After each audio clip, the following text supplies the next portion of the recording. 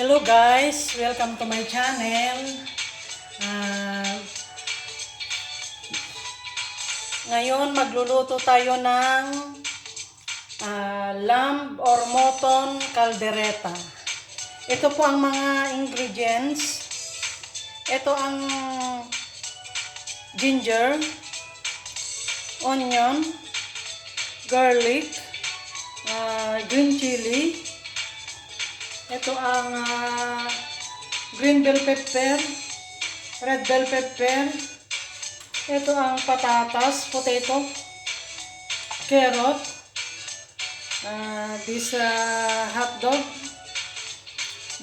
This I mix caldereta mix in water. This nor cube. This olive oil. This soy sauce. And this pineapple. Lagyan natin ng pineapple. This the caldereta mix. Ngayon po, maglalagay na po tayo ng mantika.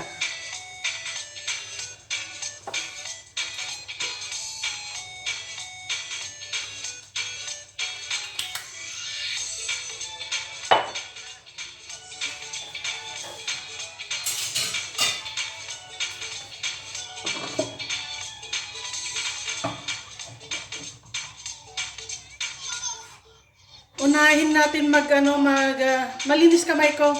Unahin natin gisa-gisa, stir pa itong mga muna.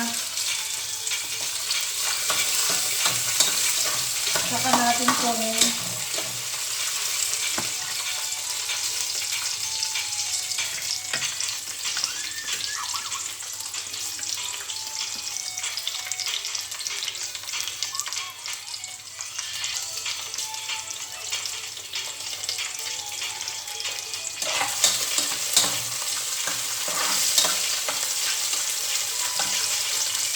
Pagsamahin na natin to.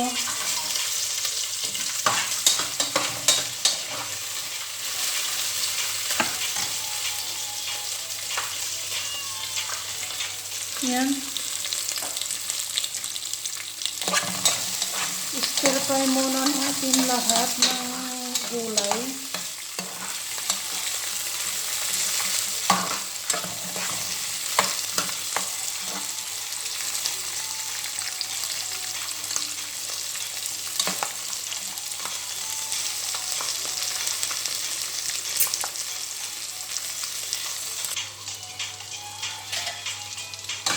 Alisin na natin.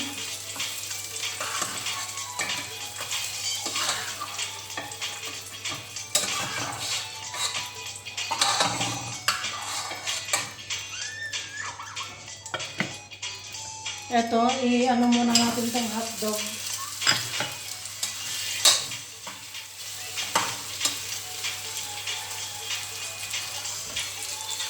Prito natin siya. Yan.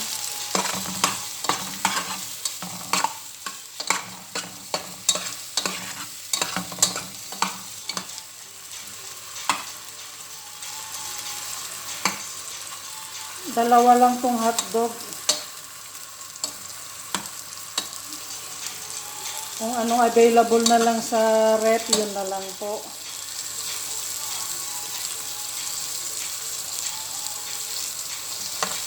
Hindi po ako chef, but pero gumagawa naman ako ng paraan para makaluto naman ako ng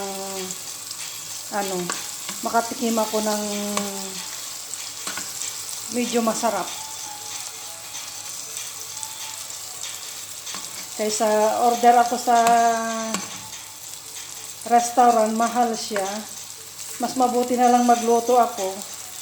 Marami nang lulutuin ko, kung hindi na ubos.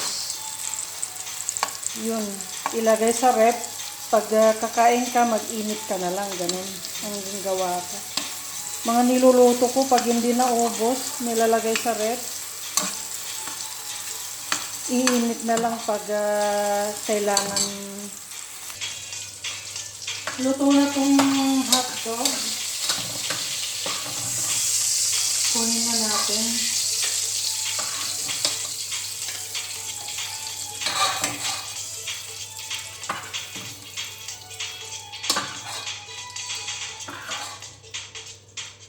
Ayan. Sunod natin tong carrot.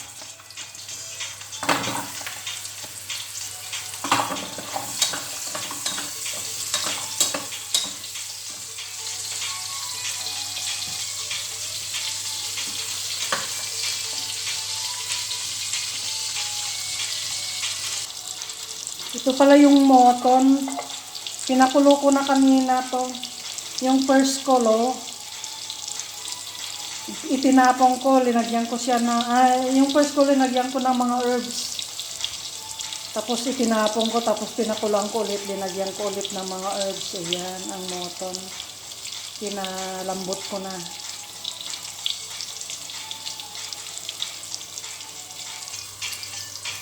Kunin na natin itong carrot.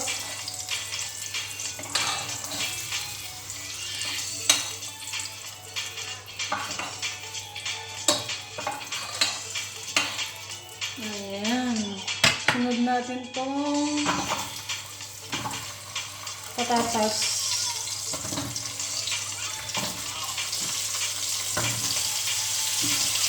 Ayan.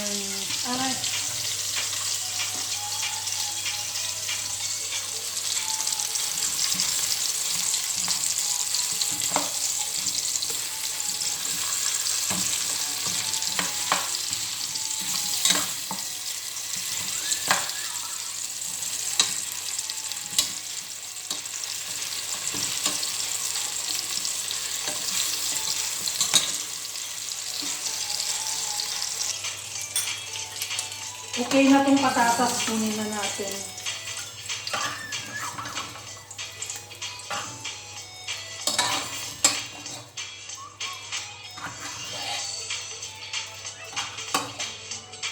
Ayan. Sunod natin ang sibuyas at ginger.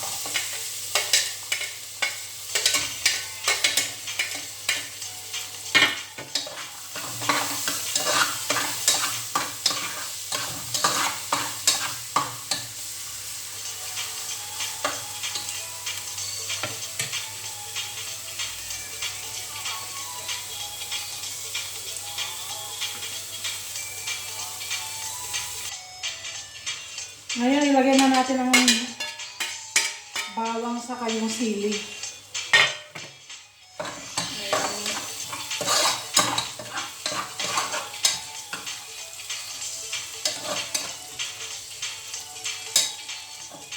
Lantayin muna natin bago ilagay itong moton.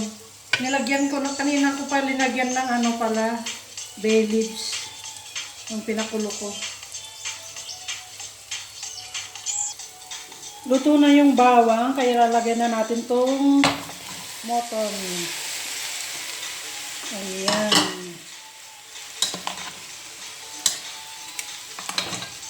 Malambot na to, pinalambot ko na kanina. Ayan.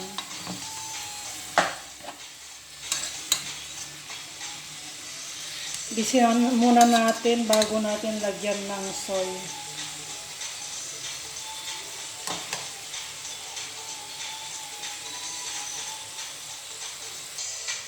Lagyan natin siya ng nor cubes, pampalasa. Tapos, lagyan na rin natin ng kunting soy. Ayan.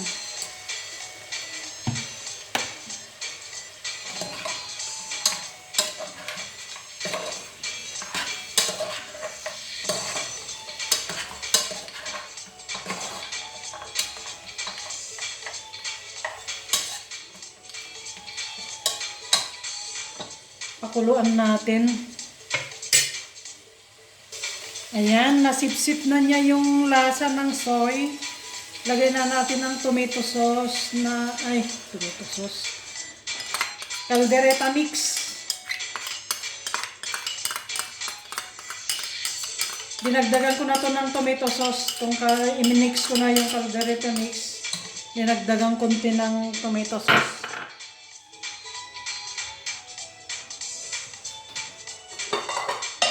Dagdag ko pala yung yung sabaw niya kanina. Sa pinagkuluan, ito yung sabaw niya. Yan. Yan, idagdag ko siya.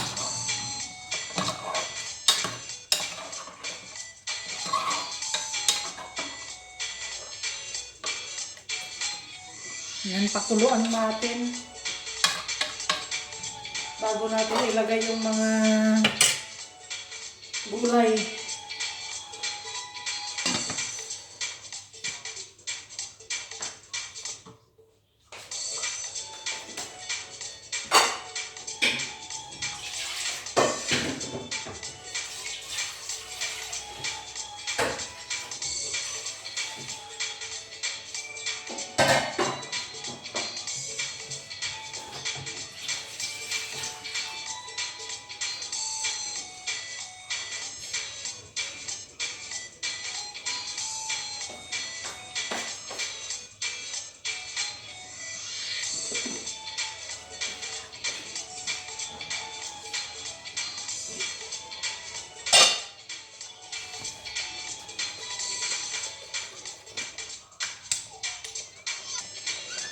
May peppercorn na kanina, pero lagyan pa rin natin ng durog na pamienta.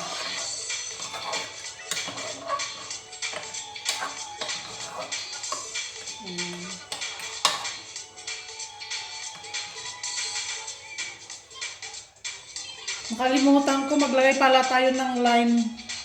Ito, kalahati lang kasi baka umasim. Ito, lalagay na natin yung lime. Kalahati lang, dami yung kalahati.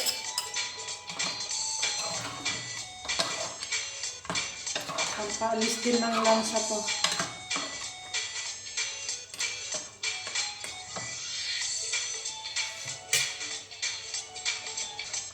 Pwede na natin ilagay itong patatas. Ayan. Tapos itong carrot. Ayan.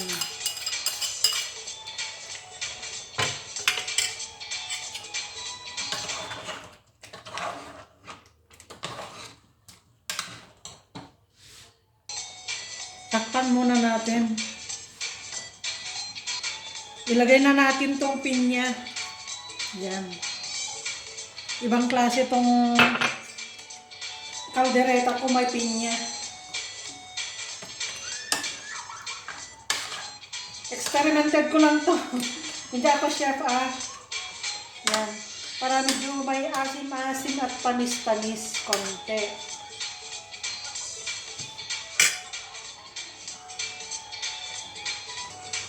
Ngayon, pwede na natin ilagay itong yan. Yan.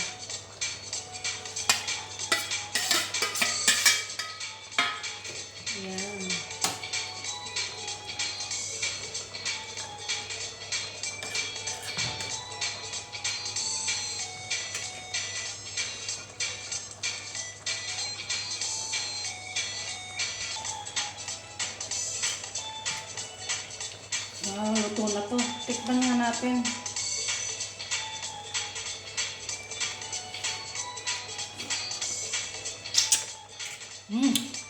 Sarap na.